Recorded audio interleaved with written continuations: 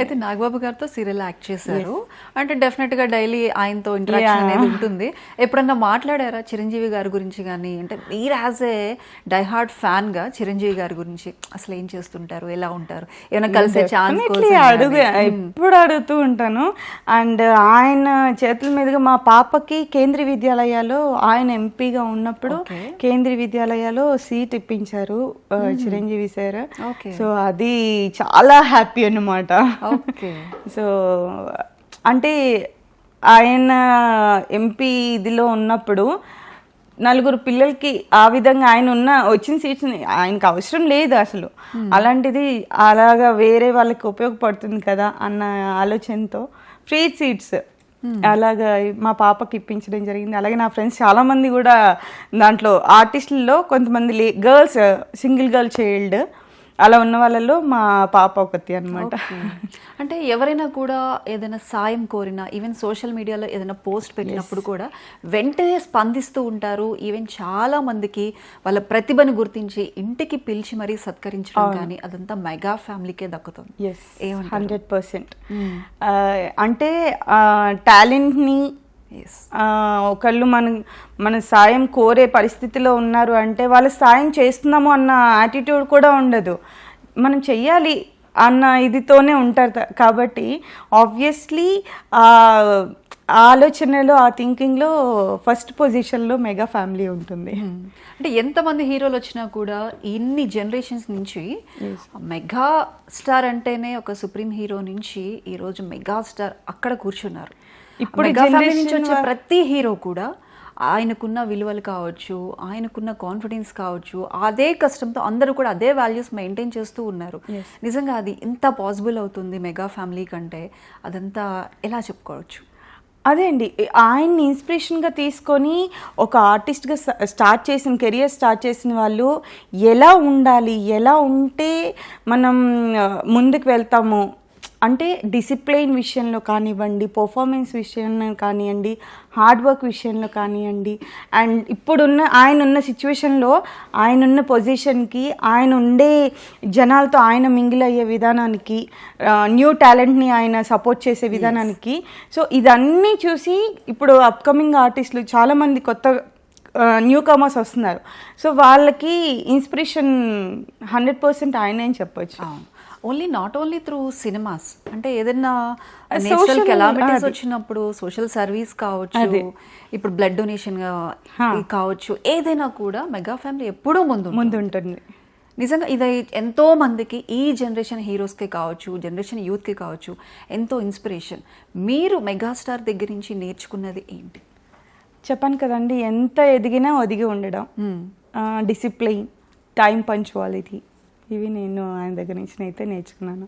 Especially అంటే ఆయన్ని నేను డైరెక్ట్గా కలవలేకపోయినా లైక్ ఆయనతో వర్క్ చేసినప్పుడు ఆన్ షాట్, అసలు సైరా మూవీ చేసినప్పుడు 45 days చేసాము. ఆ కొండల పైన అక్కడ కేరళలో షూట్ చేసాము ఒక 1 week. ఆ కొండల పైన ఆ ఎండలో ఆయన అసలు అంత హార్డ్ వర్క్ అసలు ఆయనకే సాధ్యం అనిపిస్తుంది అనమాట. అంటే ఏమన్నా ఇప్పుడు సైరా నరసింహారెడ్డిలో చేశారు, నెక్స్ట్ ఏదన్నా ఆ మెగాస్టార్తో ఇంకొంచెం క్లోజ్గా ఏదన్నా షార్ట్స్లో చేయాలి ఏదన్నా?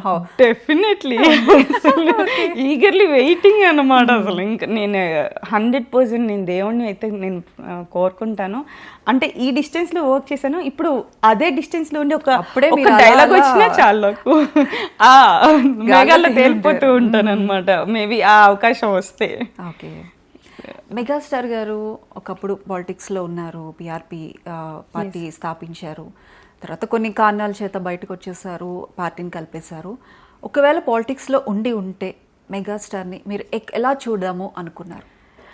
ఆల్రెడీ మనకి కొన్ని ఏది ఠాగూర్ కానివ్వండి, ఇంద్రా కానివ్వండి, ఇలాంటి మూవీస్ ఆయన అంటే ఇప్పుడు మూవీలో అనే కాదు, నార్మల్గా కూడా జనరల్గా కూడా మనం చూస్తే జనాలకి ఎంత హెల్ప్ చేయడానికి ముందుంటారనేది మనం చూస్తున్నాం.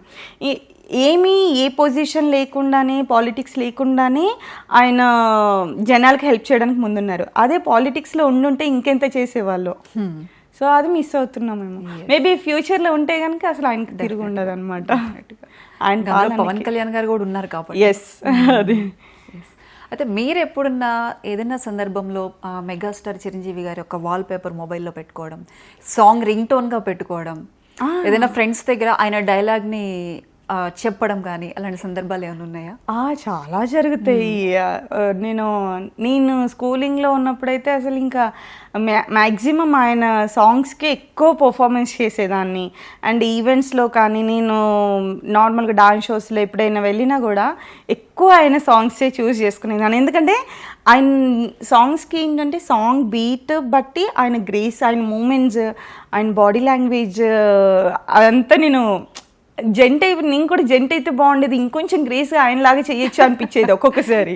బట్ గర్ల్ అయినా కూడా ఆయన వే అంతే, అది అలా ఉంటుందన్నమాట ఆయన వైబ్ అనేది. అంటే మెగాస్టార్ మూవీ ఏదైనా కూడా పక్కన ఎంత పెద్ద హీరోయిన్ కావచ్చు, ఎంత అందమైన హీరోయిన్ కావచ్చు ఉన్నా కూడా ఆబ్వియస్గా అందరూ కూడా మెగాస్టార్ వైపు చూపు వెళ్ళిపోతుంది. ఆబ్వియస్లీ కదా.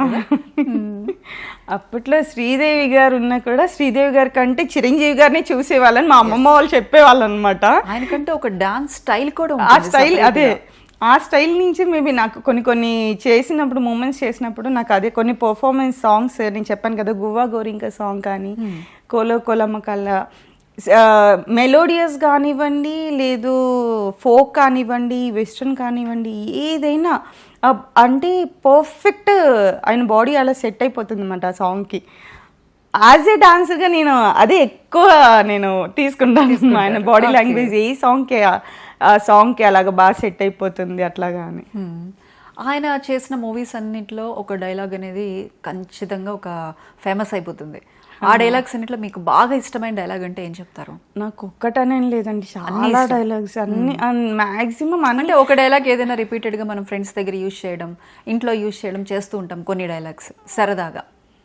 నేను అసలు ఇప్పుడు ఇక్కడ వచ్చి నేను అన్ని బ్లాంక్ అయిపోయాను. నేను ఇదంతా చూసి మీరు బ్లాంక్ అయిపోయాను.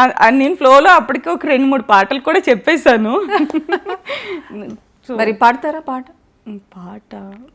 అవురా అమ్మ కచ్చల ఆలకించి నమ్మడమెలా, అంత వింత బాధల్లో ఆనందలాల బాపురే బ్రహ్మ కుంచల తన నన్న. Nice nice nice. Thank you. నాకు చాలా ఇష్టమైన సాంగ్ అది.